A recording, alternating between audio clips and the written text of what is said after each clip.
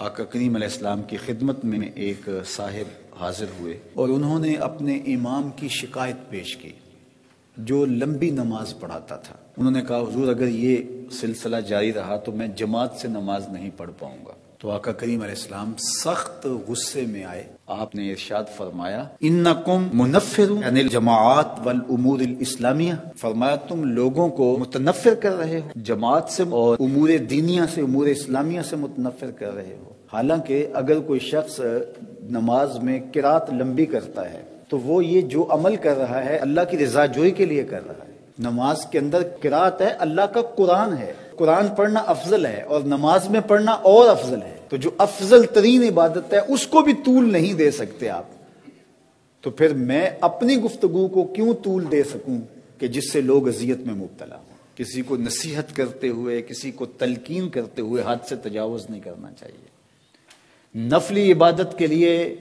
آپ واجب کی عبادت جتنا زور نہیں دے سکتے، جو واجبات ہیں ان کا زور فرض کے برابر نہیں ہو سکتا۔ تو دین کی حکمت یہ ہے کہ آسانی سے لوگوں تک دین پہنچایا جائے۔ ہاں جہاں دین نے ہمیں سختی کرنے کی تلقین کی ہے وہ ایک الگ امر ہے، اور جہاں نہیں کی تو ہمیں کوئی اختیار نہیں ہے۔ تو بعض اوقات ہم ان امور پہ اتنا زور دے دیتے ہیں جن کی شریعت میں تاکید نہیں ہوتی، اور ان امور پہ ہم بعض اوقات زور نہیں دیتے جن میں شریعت میں زور ہوتا ہے۔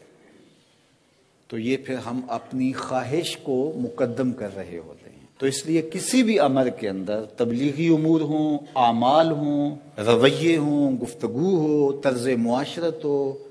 اس میں جو ہے وہ حد سے تجاوز نہیں کرے۔ شریعت نے جس حد تک جانے کا کہا، دیکھیے جہاد میں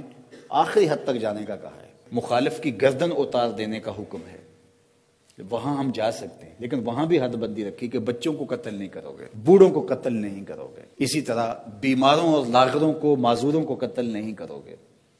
ان کے پروہت، پادری اور ان کے جو مذہبی رہنما ہیں ان کا قتل نہیں کرو گے، فصلیں نہیں اجاڑو گے، جانور نہیں قتل کرو گے۔ وہاں بھی آداب دیے، کہتے جنگ اور محبت میں کوئی ضابطے نہیں ہوتے، اسلام نے یہاں بھی ضابطے دیے۔ آقا کریم صحابہ کو جنگوں پر روانہ کرتے ہوئے وصیت کیا کرتے تھے، پھر تمہارا بدترین دشمن ہی کیوں نہ ہو اور اس نے تمہارے لشکر کو نقصان بھی پہنچایا ہو، تمہارے بہت سارے لوگ شہید بھی کیے ہو، اور کتنا غصہ ہے اس کے اوپر، کہا ضرور قتل کرنا لیکن کسی کی شکل نہ بگاڑنا، یہ شکل تمہارے رب نے بنائی ہے، رب کی بنائی ہوئی شکل کو تم مسخ نہیں کر سکتے، جتنا بھی بدترین دشمن تمہارا کیوں نہ ہو، اگرچہ بھاولا کتا ہی کیوں نہ ہو۔ کئیوں کی جان لے چکا اور جدھر سے گزرتا ہے کاٹتا چلا جاتا ہے، اب لازم ہو گیا کہ اس کتے کو مار دیا جائے، تو اس کے پیچھے لٹ لے کے دوڑے، بندوق لے کے دوڑے، خنجر لے کے دوڑے، اس کو مارنے لگے۔ پھر آواز آئی رحمت عالم صلی اللہ علیہ وآلہ وسلم کی، اس کتے کو مارنے لگے ہو، تمہیں غصہ بھی بڑا ہے، کتنی لاشیں پڑی ہوئی ہیں، لیکن میری آواز سنو، ایاکم والمثلہ ولو بالکلب العقور، اس کی شکل نہیں بگاڑنی، اگرچہ بھاولا کتا ہے لیکن اس کی شکل رب نے بنائی ہے۔ یہ ہمارا دین ہے، یہ اصل تصویر ہے دین کی۔ جب ہمارا دین یہ شکل دین کی پیش کر رہا ہے تو کیسے ہو سکتا ہے کہ ہم کسی کو ٹانگ سے گھسیٹ کر محض الزام پر اس کو سڑک میں چوراہے میں رکھ کر اس کی ہڈیاں توڑ دیں اور پھر اس کی لاش کو جو ہے وہ جلا کر کے راکھ میں تبدیل کر دیں اور اس کو ہم حضور کی محبت قرار دیں؟ یہ ہمارے نفس کی خواہش ہو سکتی ہے، اللہ کے رسول کی محبت نہیں ہو سکتی ہے، کیونکہ جو محب ہوتا ہے وہ محبوب کی بات مانتا ہے۔ تو از خود میں اس بات